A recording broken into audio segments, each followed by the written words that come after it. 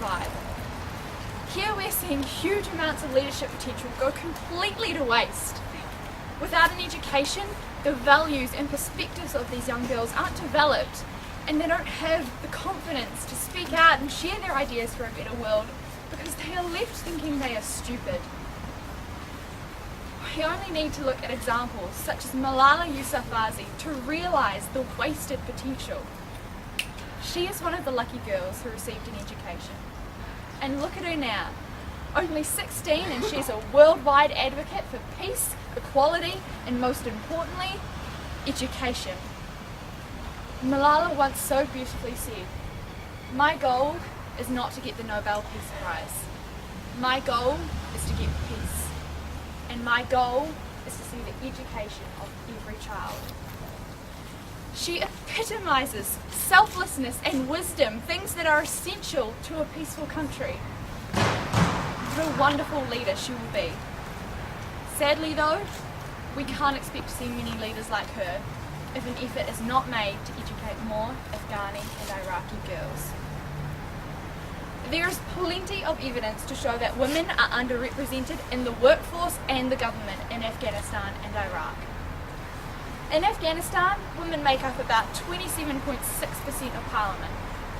These women, however, have literally no credibility within these specialist areas of work. They are there because they're required by law to be, not because they're valued. In Iraq, it's even worse. Women make up 2% of the private sector, and even though Article 47 of the Iraqi constitution clearly states that 25% of council representatives have to be women, there is one singular female minister out of 44 men. So why aren't women making it into these powerful roles? Partly because of the same prejudice that denies them education, but largely because they didn't receive that education in the first place. How can we expect women to use their leadership potential and spread their ideas for peace like Malala when they are denied the same basic rights to education that men receive? And it's not just a woman's right to education that is undermined, it's her potential skills to incite change. How many of you here today would happily raise your hands in agreement if I said women and men are the same? None of you. Because women are different, and that's a really good thing. We have different values and perspectives, and we see the world in an entirely different way. I believe getting women into government in Afghanistan and Iraq would massively shake up how those countries are run, and ultimately bring peace. Now, throughout the duration of my speech, I'm sure many of you have been thinking, okay, well, isn't this a bit sexist? What makes you think women are going to maintain peace? What can a woman bring to the table that a man can't? Well, sorry, but here's the proof.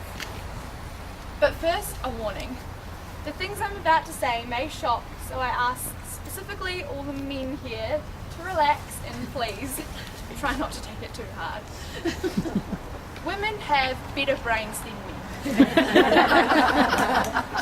Sure, men's brains have their merits, but when it comes to the best brain for peaceful leadership, the woman's brain wins hands down.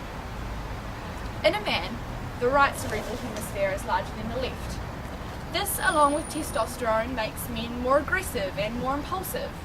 When challenged, they find it hard to see any resolution except violence. In a woman's brain, however, the two cerebral hemispheres are perfectly symmetrical, meaning not only are we less aggressive and less impulsive, but our two cerebral hemispheres are able to communicate more easily, giving us greater ability to communicate and process words.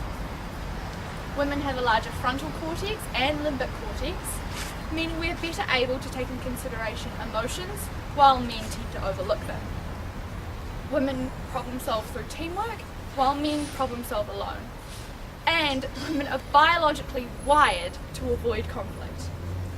Now, wouldn't you all agree that these sound like the qualities for wise leaders? Leaders with empathy, leaders who are open-minded, leaders who understand their people, leaders who achieve peace with intellect and not violence. It is absurd that Iraq and Afghanistan deny their women of a right to education when they have the opportunity to grow and nurture a whole army of women who solve conflict with their minds as opposed to their might. Sorry boys, but girls win this round. So, education and the maintenance of peace. What is to be done? Quite simply, educate women.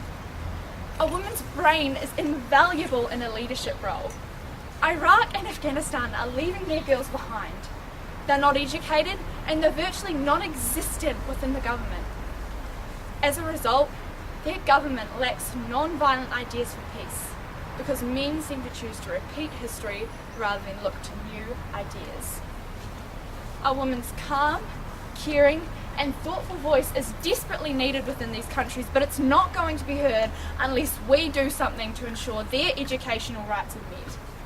We all need to be standing up and saying, hey, we believe in female education. We believe in the power of women. We believe in their rights. We need to give overwhelming support to activists like Malala, encourage them to learn and get into power one day. The world needs to stop sending troops over and start sending glorious, educated women. Because war does not determine who is right, only who is left.